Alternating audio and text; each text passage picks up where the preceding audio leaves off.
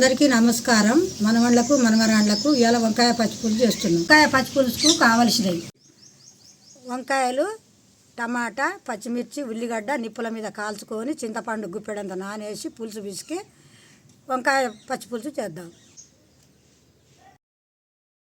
ముందుగా నిప్పుల మీద 2 పక్కలు వంకాయని కాల్చుకుందాం.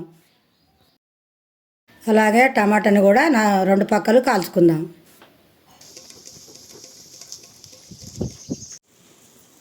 టమాటా ఎంత కాలిస్తే అంత రుచి వస్తుంది.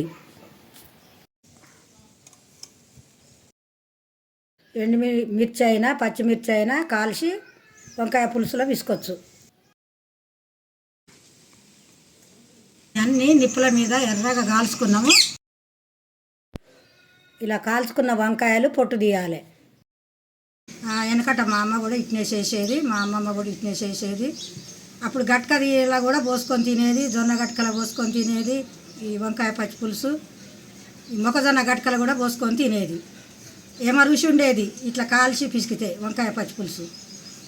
వెనకట చేసిరు ముసలోళ్ళు, పెద్ద మనుషులు. ఇప్పుడు కూడా నీళ్ళు పోసుకున్న వాళ్ళకి కూడా ఈ వంకాయ పచ్చి పులుసు పెడితే ఆరోగ్యం మంచిగా ఉంటుంది. ఎవరైనా ఇప్పుడు కూడా చేసుకొని తినొచ్చు. ఈజీగా చేయొచ్చు. వంకాయ పచ్చి పులుసు తీసుకొని వంకాయ పచ్చి పులుసులో కలిపి తాలింపు పెట్టుకోవచ్చు. ఎవరైనా చేసుకోవచ్చు. అందరూ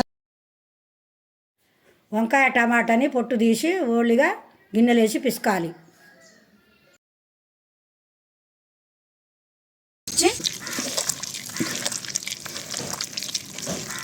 ఉప్పు వేసుకొని మెత్తగా పిసుక్కోవాలి.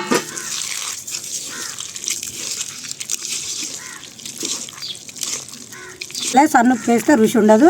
దొడ్డుప్పుతో మంచిగా మెత్తగా విసుక్కోవాలి.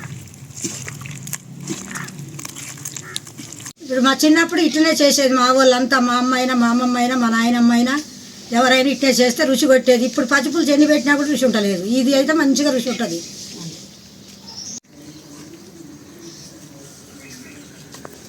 పచ్చిపులుసు విసుకుతుంటే నోట్లో ఊరిళ్ళు వస్తున్నాయి. మీరు తింటే ఇంకా ఊరిళ్ళు వస్తాయి. మీరు తిని చూస్తే ఇంకా బాగుంది అంటారు. మీరు ఉప్పు అన్నీ మంచిగా సరిపోయినాయి, రుచిగా ఉంది.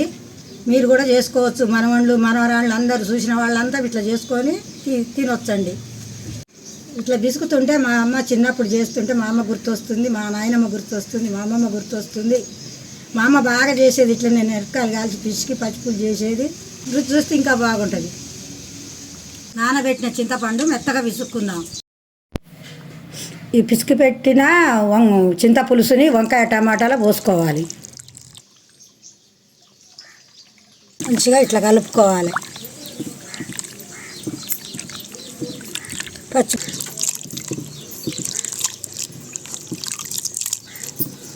ఉల్లిగడ్డలు వేసి పిసుక్కుందాం.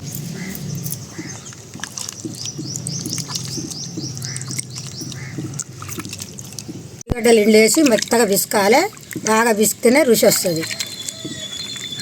ఉట్టిగానే వేయొద్దు. తాలింపు ఇష్టంతో పని. మేమైతే పెట్టుకుంటలేము, మీ ఇష్టం ఉంటే పెట్టుకోవచ్చు. మనవళ్ళు మనవరాళ్ళు చూసిండ్రు కదా పచ్చి పులుసు. మీరు కూడా చేసుకోవచ్చు. మస్తు రుచి ఉంది. మీరు కూడా చేసుకొని తినొచ్చు. మనవళ్ళు మనవరాళ్ళు నేను చేసిన పచ్చి పులుసు మాకు సపోర్ట్ ఇవ్వండి. మీ ముందుకు వస్తా.